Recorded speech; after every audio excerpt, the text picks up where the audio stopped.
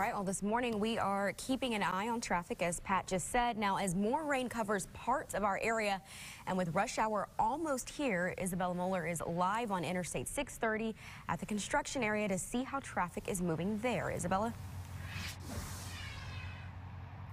Hey, good morning, Ashley. Well, traffic's moving fine and the rain is moving just as fine. It continues to come down in central Arkansas. Take a look behind me. We're along I-630, as you said. Right now, I mean, traffic's moving pretty smoothly. I'm kind of shocked, to be honest with you, but I shouldn't jinx it. Cars are still flowing through. We're right before the university exit heading into downtown, and things seem to be fine. Just taking a look at my Maps app, though, taking a look around central Arkansas, the only spot I saw that seemed to have some volume right now was in Alexander heading towards downtown coming from Saline County. So take your time. If you're getting up right now, you know, get up. Make that coffee quicker, maybe your breakfast a little bit quicker, or take it with you to work. The faster you can get on the road and avoid that, the heavy commute times, and with the soggy and potentially really messy spots and on the roads, the easier it'll be for you, and you'll avoid some of those heavy traffic times. So right now, of course, you heard from Natalie, turn around, don't drown. If you see an area that is flooded, do not go through it. We'll find you another way to go. But yeah, if you're waking up right now, roads appear to be fine. Get on the roads a little earlier so you can avoid some of this traffic, but we'll keep you updated throughout the morning. Live in Little Rock, Isabella Moeller. Back to you. All right, thanks, Isabella. A breaking news update now from Madison County. Investigators identifying Dale Bryant as the man accused of shooting his neighbor yesterday. We're told 30-year-old Samuel Hicks died after a fight between the two. Bryant is charged with capital murder. He remains in jail on a $250,000 bond. A high school coach in Maumelle has been fired after allegations of sexual misconduct. Maumelle police completed an investigation and do not expect to file any criminal charges. According to a police report, some female student athletes at a Maumelle charter school went to school administration accusing their coach, Stephen Owen, of inappropriate behavior. Tyler Thomason has the story. It was so rewarding, and that's what I loved. I mean, I wanted to be at that school until I retired.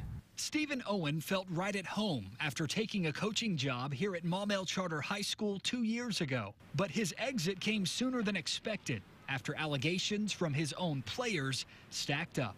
Complete shock. Maumelle police launched an investigation last month after school officials said players came forward accusing Owen of sexual misconduct. According to a police report, girls said Owen played sexual music, allowed them to change clothes on the bus. He changed in their locker room and openly talked about his sexual past.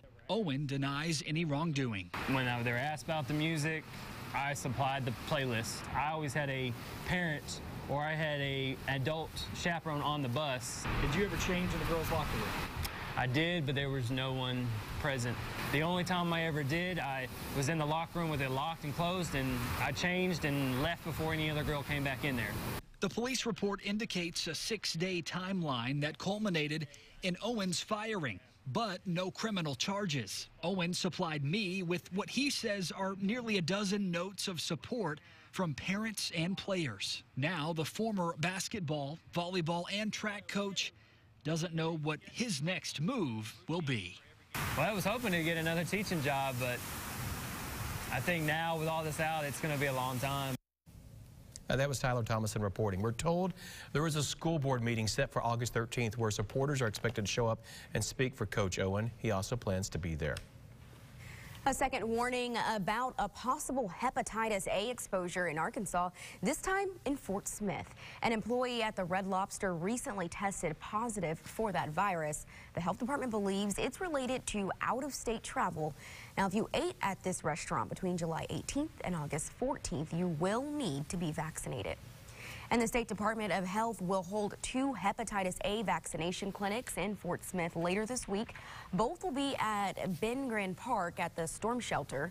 The first is Friday from 8 to 6. The second is Saturday from 8 to 4. And the vaccinations are free, but you do need to bring your insurance card and ID. We can also tell you this case, the case does not appear to be related to the outbreak in Northeast Arkansas. Cases there might be linked to an employee at Little Caesars who also tested positive. The CDC says hepatitis A is contracted by ingesting a tiny amount of fecal matter. It is contagious and can be fatal, but it is treatable. Also, we've learned this morning that the Paragould Little Caesars is closing so they can clean and sanitize it.